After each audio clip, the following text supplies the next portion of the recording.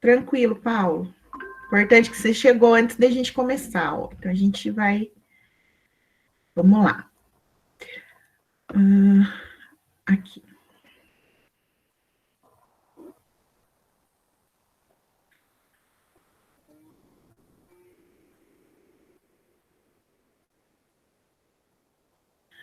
Então, olha só, antes da gente seguir com a correção, vou mostrar para vocês aqui os resultados.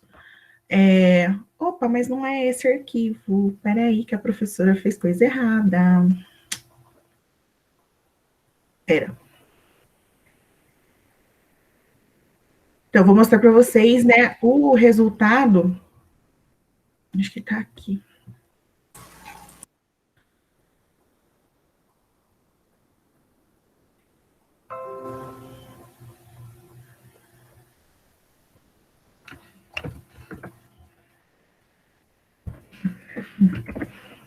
Mosca. Acho que agora vocês estão vendo, né, o gráfico. Sim. Então, assim, pessoal, a gente conversou, né, assim, por cima, eu falei para vocês que são 13 questões de geografia na prova. Essas 13 questões foram aí verificadas 10 habilidades, tá? E se vocês observarem, são habilidades não só do 9º ano, ó, tem habilidade do 7º ano, tem habilidade do 8º ano e tem habilidade do 9º ano, tá? Então, eles foram já em coisas que vocês viram em anos anteriores, então apareceu questão abordando isso, e apareceu questão já de habilidades, mesmo porque, vocês sabem, né, dentro da geografia, assim como na história e tudo mais, o conhecimento vai sendo construído. Então, às vezes, para a gente entender alguma coisa agora aqui no 9º, eu preciso de uma ideia que foi discutido lá no 7º. Então, é comum aparecer habilidade de ano anterior na AP, tá bom? Aí, aqui, esse primeiro gráfico é o resultado geral. Então, os 4 nonos anos da escola tiveram essa média de acertos por habilidade, tá? Vocês podem ver aí, com exceção de uma habilidade do 9º ano, que eu achei bem interessante, porque foi uma habilidade que eu trabalhei bastante, que é a 09, que, de maneira geral, vocês não foram tão bem. Deu só 26% de acerto, né? Mas, com exceção dessa, todas as outras, vocês acertaram um pouco, assim, 50%. Então, professora, é que em muitas das provas, eu não lembro só se teve na prova de geografia, nas outras provas das outras matérias, que caiu questão que meio que a gente não tinha estudado muito ainda. Sim, isso é verdade. Não, enfim, né, como teve todos os atrapalhamentos lá no começo do bimestre, suspendeu lá, teve o recesso, tudo isso bagunçou, né, a sequência de aulas e acabou atrasando alguns conteúdos. Então, você está certo, Paulo. Tem algumas questões, alguns resultados que a gente pode entender dessa maneira, que foi uma coisa que a gente não tinha conseguido discutir com profundidade ainda. Então, esse tipo de coisa vai acontecer, tá? Então, assim, essa aqui é a visão geral dos 9º anos e eu quero mostrar para vocês o da sala de vocês.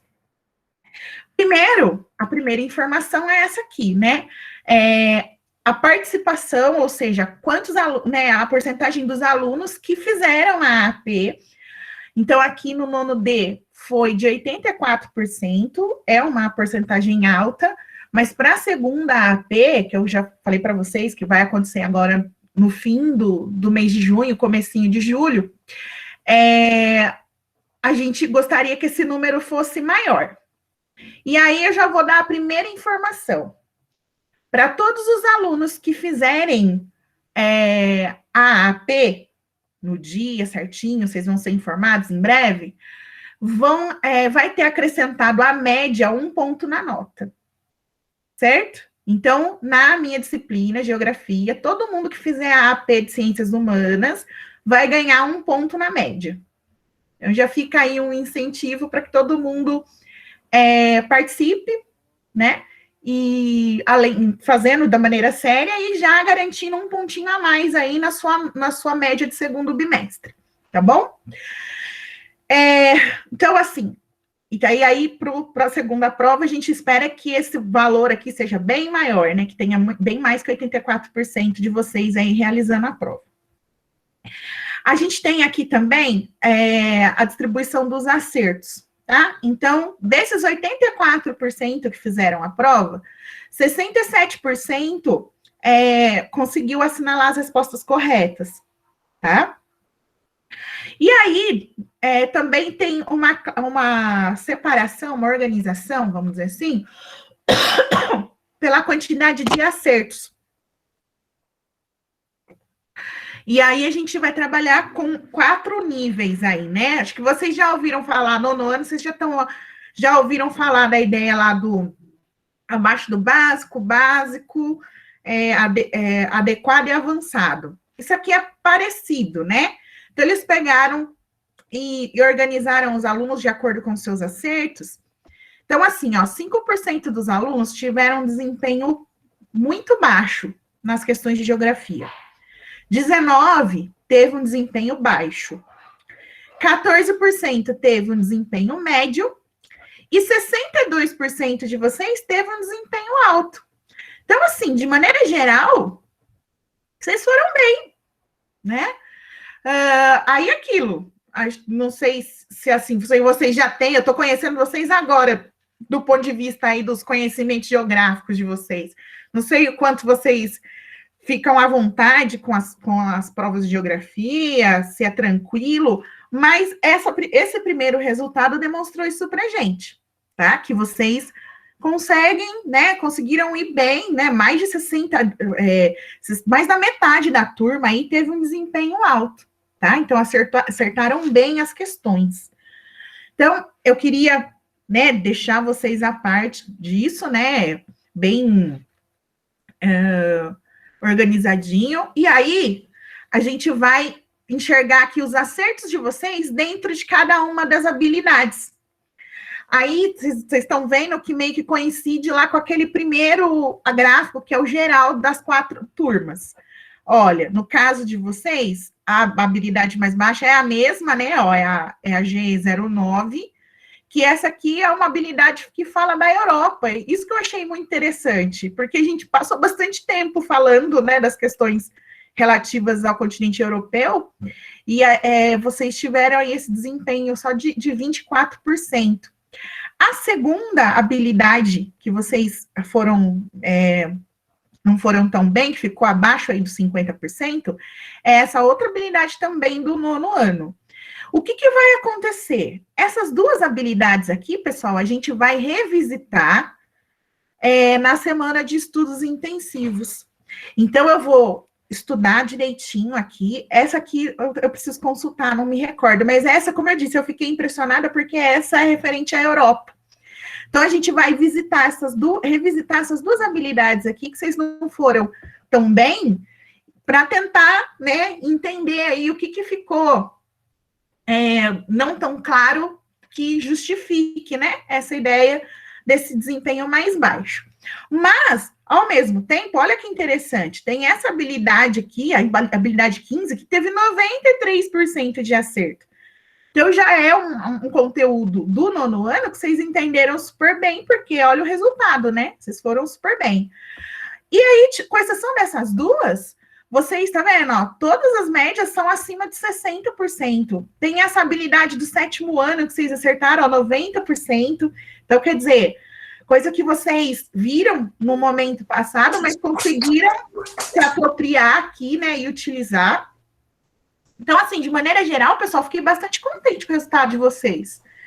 E estou na maior expectativa agora, né, para a próxima, para ver como vocês vão se sair, porque eu imagino que vai ter mais coisa do nono ano agora, aí eu começo até a ficar preocupada. Será que eu consegui explicar tudo que vocês precisam para fazer a prova? Então, a gente vai aguardar, e aí, quando a gente voltar de férias, a gente vai falar a respeito dos resultados da segunda, tá bom?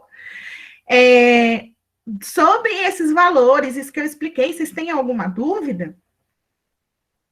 Professora, dá para ver a nota lá na CAED, no aplicativo da CAED? Olha, me explicaram que vocês Eu vou têm ver se eu consigo acesso. ver.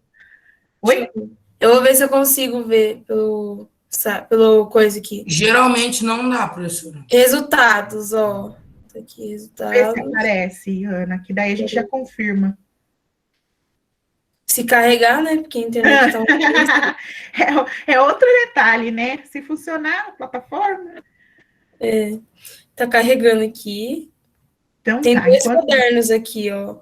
O de de língua portuguesa e de matemática só. Não, isso daí Não tem é. como ver. É que quando eu estou aqui, professora, tá, avaliações de sequência digital, e Aham. tem seus resultados, não dá para entrar. Não vai? Vocês não estão conseguindo entrar? Não, porque me passaram essa informação, que vocês, cada um consegue ver o seu individualmente. Mas eu já pedi para outros alunos, me disseram também que não conseguiram. Não sei se ainda se demora mais para aparecer para vocês. O que eu tenho pedido para vocês olharem por isso, porque eu só consigo ver o resultado geral, eu não consigo ver de maneira individual, né? E aí, até uma coisa que eu vou pedir para vocês para a próxima, né? Que vocês anotem no caderno de geografia as respostas que vocês estão colocando na prova, para que depois, na hora que a gente for corrigir, vocês consigam ver se está certo, se não está, né? Para a gente ter essa noção, né, de como vocês foram. Tudo bem, gente? Então, assim, na aula de segunda-feira, a gente resolveu a primeira questão, né? Que era essa questão aqui. Peraí. Que era essa questão aqui, né, da taxa de natalidade pelo mundo, né? Então, a próxima questão de geografia é essa questão aqui, que traz um mapa para gente, né? E aí a gente tem que fazer uma análise aqui do que esse mapa está trazendo. Então, primeira coisa, o título, né, pessoal? Fauna ameaçada de extinção, Aves 2010. Então, esses dados aqui são de 2010. E aí, quando a gente olha o mapa, a gente observa o quê?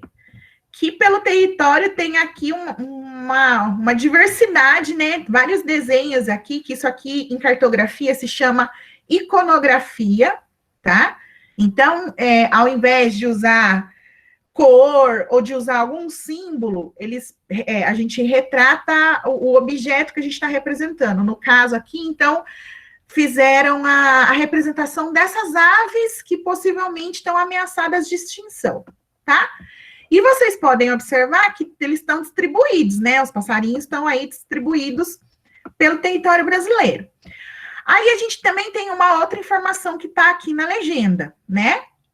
A parte do cinza mais escuro aí é o que a gente entende como vegetação primitiva ou vegetação original, né? Ou seja, é a vegetação natural daquele lugar, não teve nenhuma alteração nem interferência humana. E a parte mais clara, o branquinho aqui, né, quase branco, é a área antropizada. A área antropizada é onde teve, então, interferência humana. Então, o homem mexeu naquele ambiente, tá certo? Então, vamos dar uma boa olhada, ó. Vamos tentar olhar por região. Vamos pensar aqui, ó, nos estados aqui da região norte. O que dá para a gente falar sobre a cobertura vegetal e sobre os animais aí, né? As aves que estão ameaçadas. Então, é que no norte você vê que, tipo assim, se você vê meio que no sudeste, teve muito mudança na vegetação e tem bastante animal extinto. Já no norte, como não teve muita interferência, poucos animais extintos. O que a gente tem lá no norte que dá para falar que a gente tem pouca interferência humana? Uma floresta A floresta original. Não é muito fácil de se entrar, tipo, para o humano entrar lá e, sei lá, pegar um bicho e vender. Não é tão fácil assim. Que floresta é essa mesmo, gente? Amazônica. Isso, a floresta amazônica. Então, a gente tem, né, Aqui, ainda bem, né, que a gente tem muito ainda da cobertura original. E aí é aquilo, né, pessoal? Se a casa do bicho tá ali, a chance dele continuar vivo é muito grande, né? Se a casa dele não foi destruída, né, a floresta tá em pé, então a chance dele continuar existindo naquele lugar é muito grande. Tanto é que se a gente observar, olha só, que no Amazonas tem uma espécie, no Acre não tem nenhuma, em Roraima não tem nenhuma, o Amapá, ó, é uma espécie só. Aqui no Pará tem mais algumas, mas se a gente observar, o Pará também tem mais interferência humana, ó. Tem umas manchas mais claras aqui. Então, a gente entende isso. A casa do bicho está preservada, então o bicho vai continuar existindo. Até aqui, tudo bem?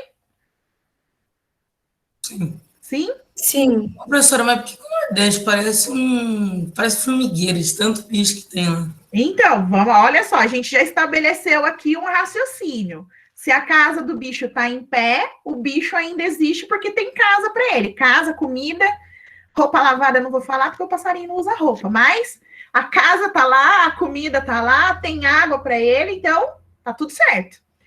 E aí conforme a gente vai caminhando, né, para o leste do território, para o leste, para o sul, a gente observa o quê? Você, Paulo, acabou de falar, quando a gente olha para o Nordeste, parece um formigueiro, mas um formigueiro de passarinho daí, né? A gente tem bastante representação aí das aves que possivelmente estão ameaçadas ali. E associados a essa concentração, a gente também tem, né, principalmente aqui mais perto do litoral, a gente já enxerga as manchas brancas, né? Onde aí tem a interferência humana. Conforme a gente vai caminhando para o centro-sul, o que a gente vê? Tem bastante ave também, mas o que é mais nítido é a gente enxergar a área onde o homem mexeu, né? Tem muita mancha branca aqui, ó, nessa parte de Goiás, no Mato Grosso do Sul, no Mato Grosso, São Paulo, praticamente não tem vegetação original, ó. O que tem aqui em São Paulo é só o que está dentro do Parque Estadual da Serra do Mar. E uma listrinha bem pequena. Que é aqui, que na verdade, né, só está em pé, né, que é a Mata Atlântica do estado de São Paulo, aquela pedacinho que quando a gente vai para a praia, né, na serra, onde a gente está descendo, ali só está preservado porque é um parque estadual, senão também já não tinha mais Mata Atlântica ali. A mesma coisa o Paraná, ó, tá vendo? O Paraná praticamente não tem vegetação original. Boa parte do Rio Grande do Sul, boa parte de Santa Catarina. Então, é aquela ideia também, não tem a casa do bicho, mas muito provavelmente o bicho não está muito por ali. Mas São Paulo ainda é uma coisa interessante para a gente pensar, né? Ó, apesar de estar praticamente sem vegetação original, aqui está retratado no território paulista só 3 passarinhos que estão ameaçados, né? É um negócio interessante, assim, de você pensar. De repente, também, porque mesmo originalmente já não existia uma variedade muito grande de espécies. Pode ser isso também, né? Bom, a informação do mapa, a maneira de ler, todo mundo conseguiu entender? Ei, Eu consegui. Sim. Então, vamos olhar a pergunta. Nesse mapa, a maior quantidade de aves ameaçadas de extinção está concentrada na região Nordeste, Norte, Sudeste ou Sul? Nordeste. Nordeste, né?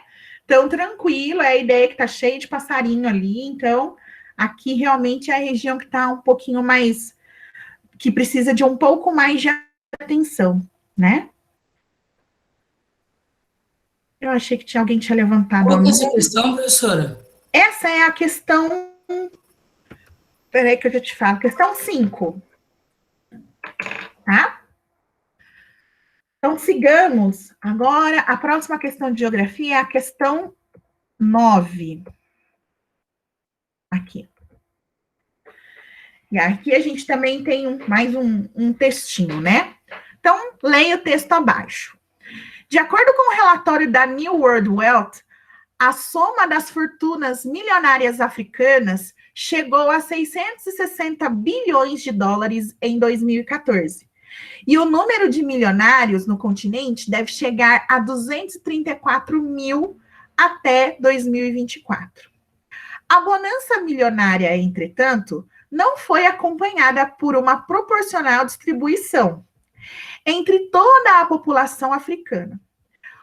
O número de pessoas no continente que vivem com menos de $1,25 por dia, que quando o texto, né, foi acessado aqui, dava cerca de R$4,30 ou R$130 por mês, aumentou de 411,3 milhões em 2010 para 415,8 milhões em 2011, segundo o Banco Mundial. Esse texto indica que os países do continente africano apresentam. Então, pera lá. O texto está falando para a gente o quê? Qual que é a informação que o texto traz? Sobre a desigualdade. Uma pessoa muito rica e muitos pobres. Tá, ele toca na desigualdade, mas a informação, ele começa trazendo para a gente o quê? Dos ricos, dos bilionários. Que as fortunas aumentaram, né? E o grupo de milionários ali, né? Também, dentro da ideia do... Quando ele fala que fortunas milionárias africanas, ele está falando de todos os países, né? Então, está falando do continente como um todo. E que essas fortunas estão crescendo. Só aí, pegando a fala do Paulo, ele também fala para a gente que, beleza, então, tá entrando dinheiro no continente africano, mas esse dinheiro, ele não significa que as pessoas estão tendo acesso a ele, né? É a concentração de renda na mão de poucos, enquanto uma maioria continua desprovida aí de recursos, certo? Então, essencialmente é isso. E aí, até uma coisa para vocês pensarem, né? A respeito desse número que ele traz para a gente aqui, né? As pessoas que vivem com menos de $1,25 por dia. Isso aqui é quase que meio que a delimitação da linha da pobreza. Né? Então, quem ganha esse valor ou menos é classificado, né, como pessoa que vive em situação de pobreza, extrema pobreza. Porque, pense, gente, como que alguém vive atendendo todas as suas necessidades? Vamos pensar um pouquinho, né? Ou seja, morar, comer, comprar remédio, nem vou falar de lazer aqui, né? Mas pagar a água, pagar a luz, ter acesso a tudo aquilo que a gente precisa para viver minimamente com dignidade, com R$130 por mês. Dá para fazer isso? Não. Não dá para fazer tudo isso só com R$130 por mês, né? Óbvio que não. A gente vai no supermercado ali, pegou 3 sacolas, dá R$100. Então, assim, não tem condição. Então, a gente observa que ao mesmo tempo que está aumentando ali o número de bilionários e o tamanho das suas fortunas, aumenta também a quantidade de pessoas que está vivendo com menos de $1,25 por dia. Então, de um ano para o outro, aumentou aí aproximadamente 4 milhões, né, de pessoas que vivem nessa condição. Então, isso só intensifica e retrata para a gente essa condição da desigualdade, né? Então, vamos lá. Sim. Esse texto indica que os países do continente africano apresentam alto índice de desenvolvimento humano? Não. B, baixa renda per capita? C, elevado produto interno bruto? D, pequena expectativa de vida? E aí? Professora, pode ser a B, pode ser a C, pode ser a D. Não, mas é de acordo com o texto. De acordo com o texto, então eu marquei B. Mais alguém? Concorda, discorda? B. No caso, gente, se a gente considerar o material que foi dado, que é esse pequeno texto, é a letra B mesmo. Então, a partir do texto, dá para a gente entender que os países têm aí baixa renda per capita. Todo mundo sabe o que é per capita? Por pessoa. Isso, né? Por cabeça, ou seja, por pessoa. Então, a média aí da renda é uma baixa renda, então, para as pessoas do continente africano. Tudo bem aqui? Sim. Então, agora a gente vai para... Ai, mas era muito difícil, professora. Ai, isso me deu questão raiva. 10. Então, aqui, Nossa, mas gente, foi que o pessoal das salas do nono mais acertou, né, professora? não. Aqui, na verdade, não está organizado pela ordem das questões. E é aquilo que eu te falei também, que eu falei para vocês, que tem mais questão do que tem habilidade, tá? Então, a gente vai olhar, e eu até vou falar para vocês, essas habilidades aqui, elas estão mais lá para as habilidades do 7º ano, no caso dessa questão. Porque é uma questão aqui que vai trabalhar a característica climática. Então, como faz um tempo que vocês estudaram isso, talvez não tenha ficado tão fácil, né? Tão simples para vocês visualizarem. Então, vamos lá, ó. Primeira pergunta, que país que é esse aqui? Austrália. Ufa, né? Austrália. Muito bem.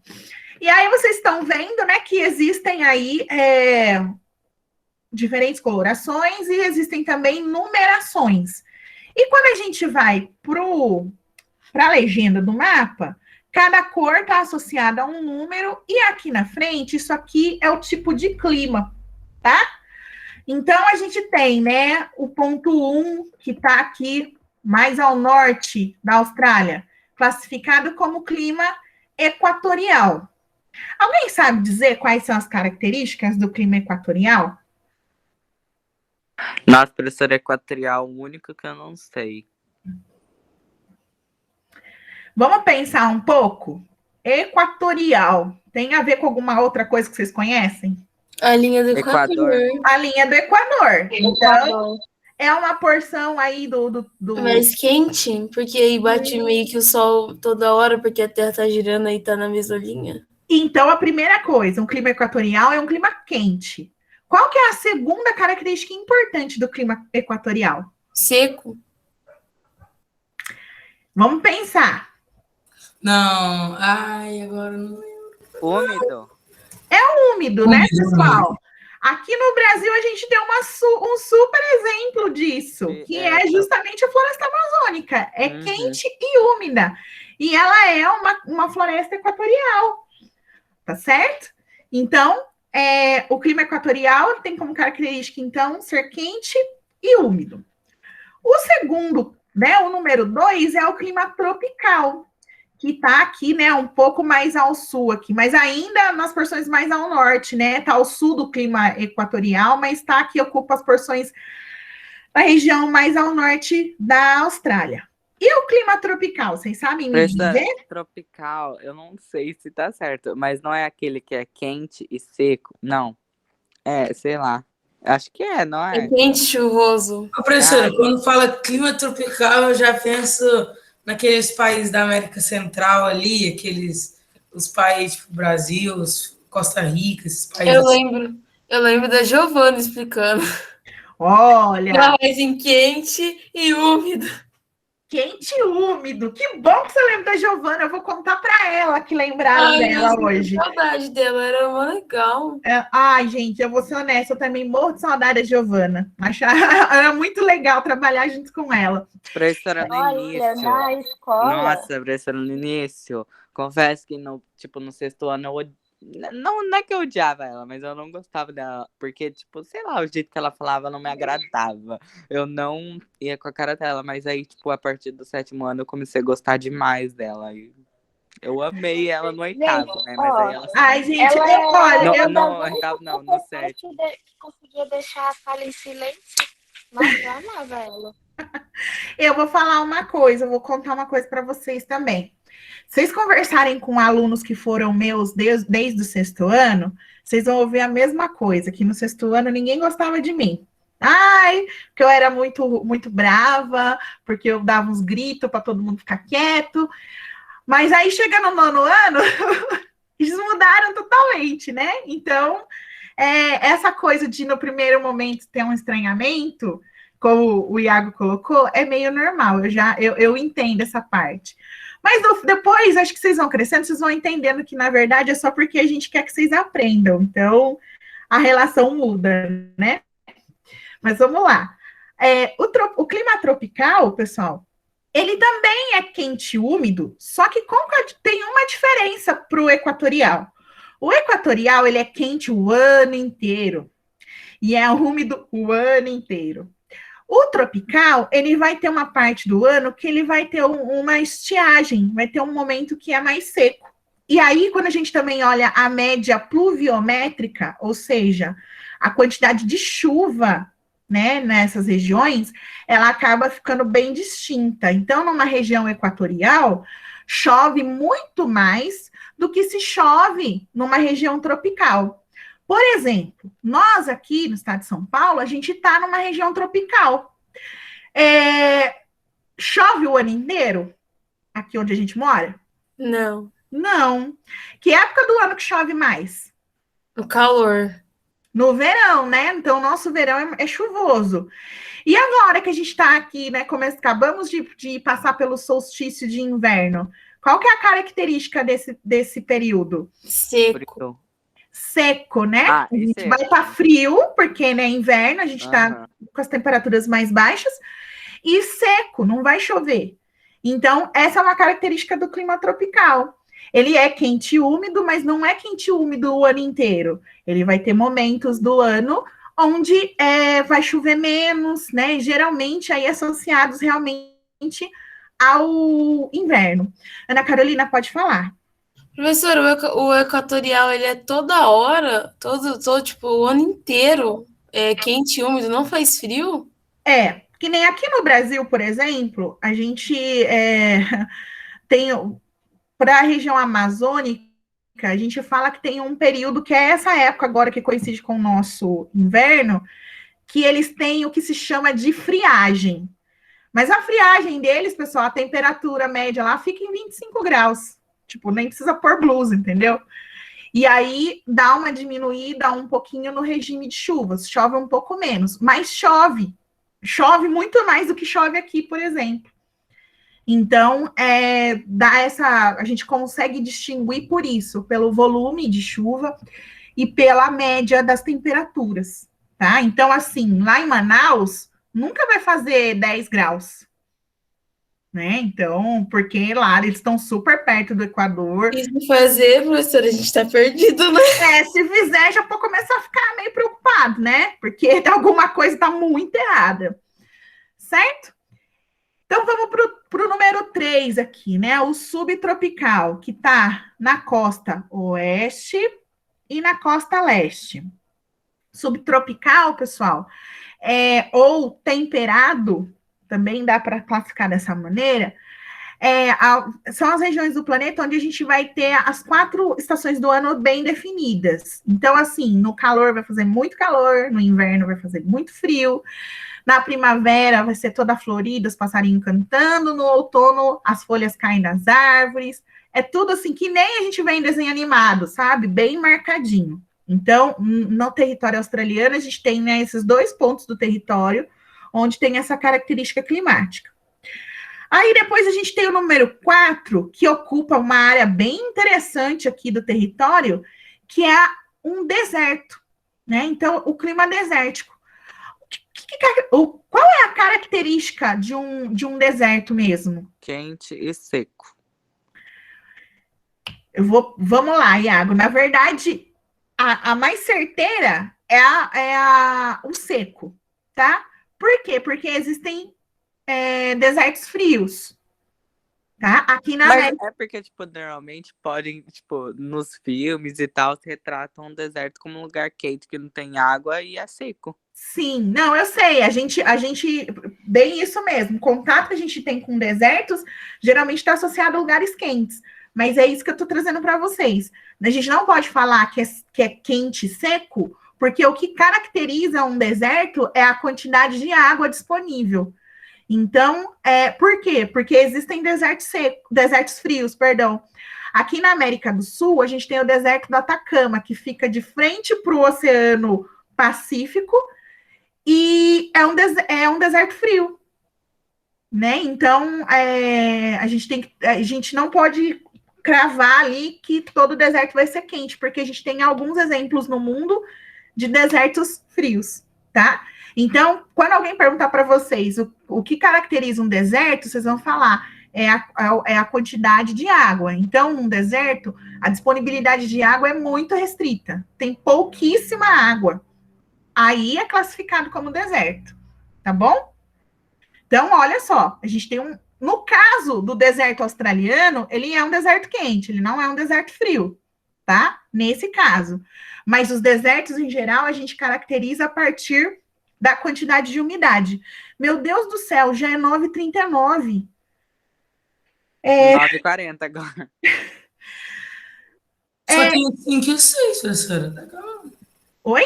Só tem o 5 e o 6. Eu vou só rapidinho, e aí a gente resolve a questão na segunda-feira, tá? Tá. Vamos lá.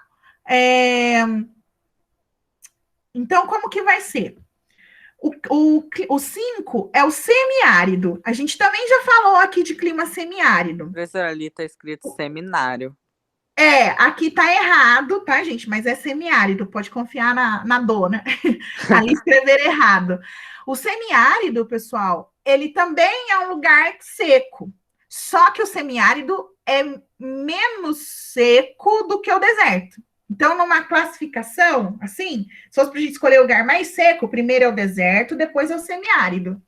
Então, aqui também, nessa que ocupa uma área interessante aqui do território australiano, essa parte do semiárido é muito, ocupa bastante parte do território, e o semiárido tem uma disponibilidade um pouquinho maior de água, tá? Alguém me chamou? A internet da Júlia Carolina caiu, aí ela tá perguntando se pode entrar. Pode sim. E por último, o temperado, pessoal. Que aí é parecido com o que eu falei para vocês do subtropical, tá? Então, o temperado tá aqui e tem essa outra mancha aqui também mais para o leste, tá?